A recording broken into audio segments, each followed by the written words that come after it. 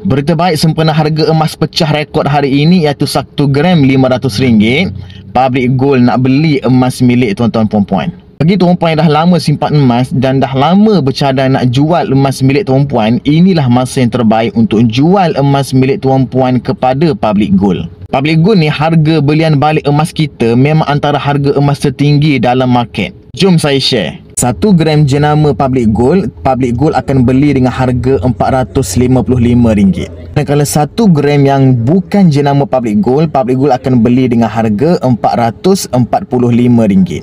Untuk 1 gram barang kemas iaitu emas 916 yang bukan jenama Public Gold akan beli dengan harga 1 gram RM408. Termasuklah juga kalau tuan-puan ada emas-emas terpakai, emas-emas lama yang dah rosak, patah, kemek, cala dan sebagainya ni, pergi bawa jual dekat Public Gold.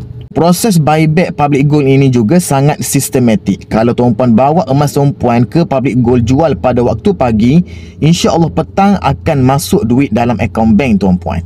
Kalau kebetulan branch Public Gold itu memiliki stok cash yang banyak, tuan-puan akan dapat cash segera di branch juga. Jadi macam mana prosedurnya? Tuan-puan cuma bawa saja emas, bawa sijil ataupun resit emas tersebut ataupun bawa IC tuan-puan dan walk in sahaja ke cawangan Public Gold. Kalau tak ada resit, tak ada sijil pun tak apa, bawa saja tuan-puan, Public Gold akan beli juga. Dan paling penting sekali tuan-puan, daftar terlebih dahulu kerana segala urusan jual beli dengan Public Gold memerlukan kepada kita untuk daftar. Jadi saya ni memang nak bantu mudahkan urusan tuan-puan. Jom tekan pautan di profil saya ataupun hubungi saya terus. InsyaAllah saya akan bantu untuk urusan pendaftaran tuan-puan sepenuhnya. Jangan lupa share video ini supaya lebih ramai orang dapat manfaat.